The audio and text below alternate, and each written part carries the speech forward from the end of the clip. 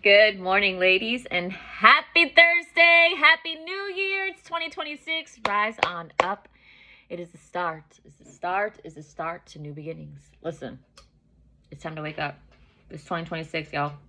What are we going to do differently? I have no idea. Sometimes we will do some things differently. Sometimes we'll revert to our old ways.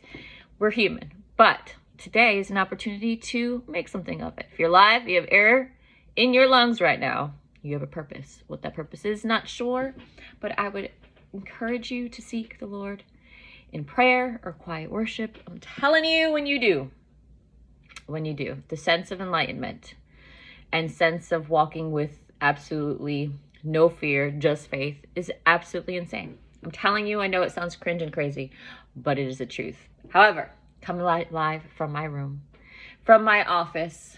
Last time I was on doing Bible scripture was the 15th of December.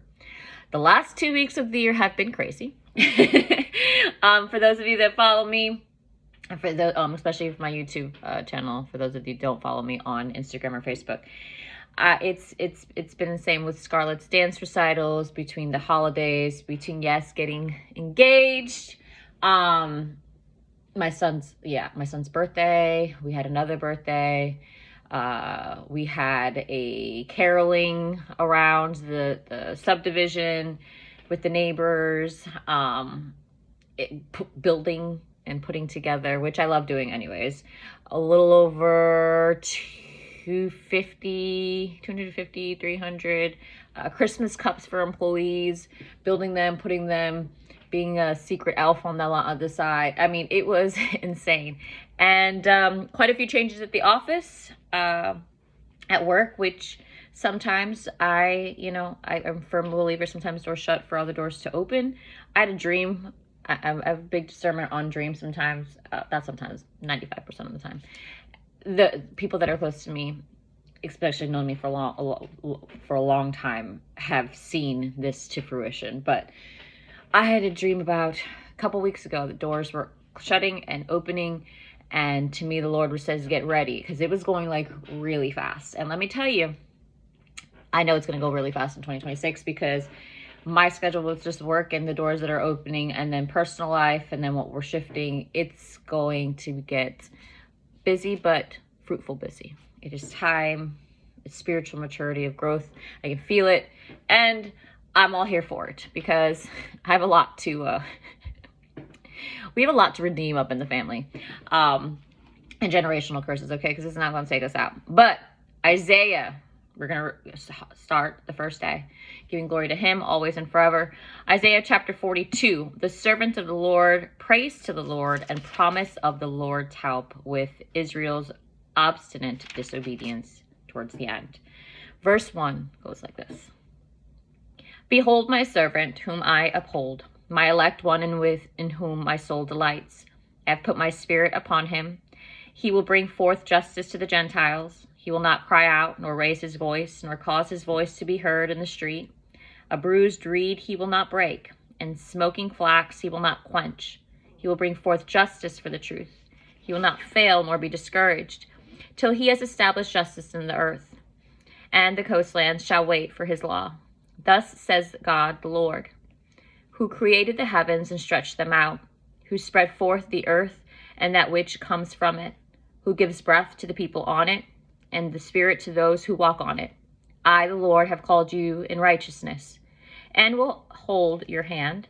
I will keep you and give you as a covenant to the people, as a light to the Gentiles, to open blind eyes, to bring out prisoners from the prison, those who sit in darkness from the prison house. I am the Lord. That is my name. And my glory I will not give to another, nor my praise to carved images. Behold, the former things have come to pass, and new things I declare. Before they spring forth, I tell you of them. Verse 10, sing to the Lord a new song, and his praise from the ends of the earth. You who go down to the sea, and all that is in it. You coastlands and you inhabitants of them. Let the wilderness and its cities lift up their voice. The villages that Kedar inhabits. Let the inhabitants of Selah sing. Let them shout from the top of the mountains. Let them give glory to the Lord and declare his praise in the coastlands. The Lord shall go forth like a mighty man. He shall stir up zeal like a man of war. He shall cry out, yes, shout out loud. He shall prevail against his enemies. Verse 14, I've held my peace a long time. I have been still and restrained myself. Now I will cry like a woman in labor. I will pant and gasp at once. I will lay waste the mountains and hills. I will dry up their vegetation. I will make the rivers coastlands, and I will dry up the pools. I will bring the blind by a way they did not know. I will lead them in the paths they have not known. I will make darkness light before them, and crooked places straight. These things I will do for them, and not forsake them. They shall be turned back. They shall be greatly ashamed. Who trust in carved images, who say in the molded images, you are our gods. Hear, you deaf, and look, you blind, that you may see. Who is blind but my servant, or deaf as my messenger whom I send? Who is blind as he who is perfect, and blind as the Lord's servant? Seeing many things, but you do not observe. Opening the ears, but he does not hear. Verse 21, the Lord is well pleased for his righteousness' sake. He will exalt the law and make it honorable. But this is a people robbed and plundered. All of them are snared in holes, and they are hidden in prison houses. They are for prey, and no one delivers, for plunder, and one says, restore. Verse 23, who among you will give ear to this? Who will listen and hear for the time to come? Who gave Jacob for plunder and Israel to the robbers? Was it not the Lord, he against whom we have sinned? For they would not walk in his ways, nor were they obedient to his law. Therefore he has poured on him the fury of his anger, and the strength of battle is set him on fire all around. Verse 25, last few, yet he did not know, and it burned him, yet he did not take it to heart. So some context behind chapter 42. A series of servant songs or poems have been identified in Isaiah. And who is a servant of these passages? The Lord put his spirit upon his servant to equip him for ministry. And his servant had the mission of bringing justice to the Gentiles to the earth. The servant was to accomplish the Lord's purpose in a gentle and patient manner. And in context, some identify the servant described in this passage as the Lord's people, Israel. Now, God's intervention on behalf of his people will have a negative effect on idol worshippers. God presented himself using the metaphor of pregnant women in labor. The Hebrew text suggested a breathless and convulsive condition. The blind are the Lord's people, and they are designated as blind because they felt that their future was hopeless. Though they were blind, the Lord would lead them among the right paths. The Lord's people had not seemed sensitive to his mission for them. The Lord's people had not been sensitive to his mission for them. They had forsaken his law, and they believed the Lord had chosen them for privilege and were blind to the responsibility that accompanied the Lord's choices of the nation.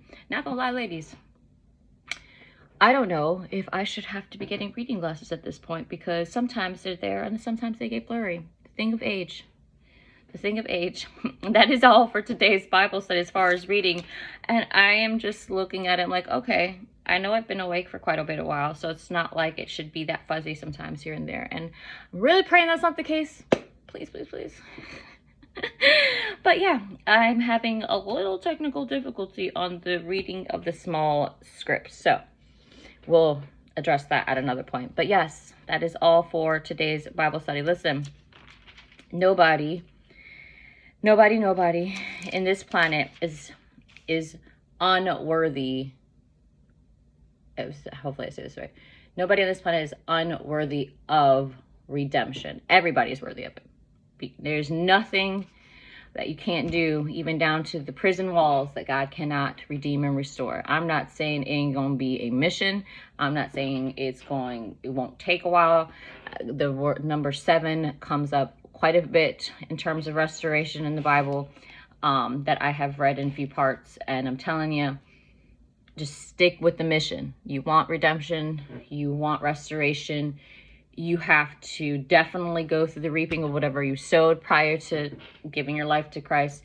And I'm telling you, once you do and die to self, the tremendous amount of spiritual awakening and working yourself in the sense of peace and just the blessings that come upon it, and what he shuts and what he opens is entirely something out of this world that you're never going to be able to do on your own. There's nothing in this world that we can do on our own without his help, because it's his way, not our way. We can do whatever we want, but if he's already set a destiny for us and we could just keep taking bumps, we're going to eventually get to that destiny, because he's going to tell us what we're going to do.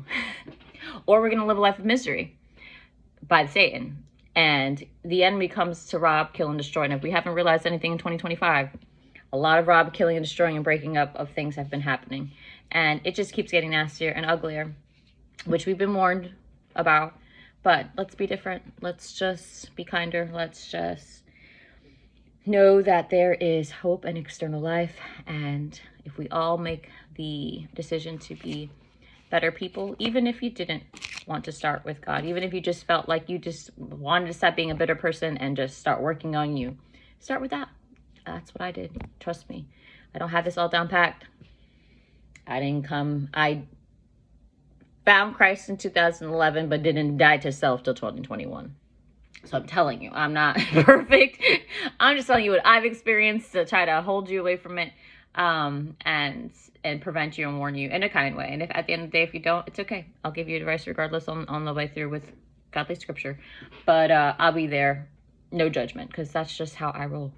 At the end of the day, people can make their own decisions, but you still gotta be there for them and let them do their own walk and love them regardless. So that's all I got for you. January 1st, 2026. Let's go. Let's go. I know I'm hyped. I'm just super excited, not gonna lie. So I'm gonna keep this excitement. It was definitely a great year. I nailed all of my goals of keeping to 10,000 steps a day. 90% of the time I stayed on my Bible scripture every single day, guys. We started not last year, but in 2023, reading one full chapter a day. And let me tell you, we know when we went through the beginning chapters with the begot and all of the names, it took a while. And honestly, we're reading to understand and to grow together, not that we're trying to do a competition. But it looks like for 2026, we will be ending this book because there's not much left. But it's all good because I am learning about what needs to come. And if anything, by the time we get towards the end, it'll be Christmas again. And it'll be the perfect way to end with revelation and beginning a new year. But to a blessed day ahead, stay safe, stay warm wherever you're coming from, or watching from, really, not coming from, because clearly you can't come anywhere. But wherever you're watching from, stay warm, because I mean, not that it's 58 degrees is considered cold for a lot of people, but for Florida, that's pretty chilly. So yeah, to a blessed day ahead, to a great start of the new year. Let's do it. You can do it. I have faith in you. He has faith in you. Just have faith in yourself. Talk to you soon.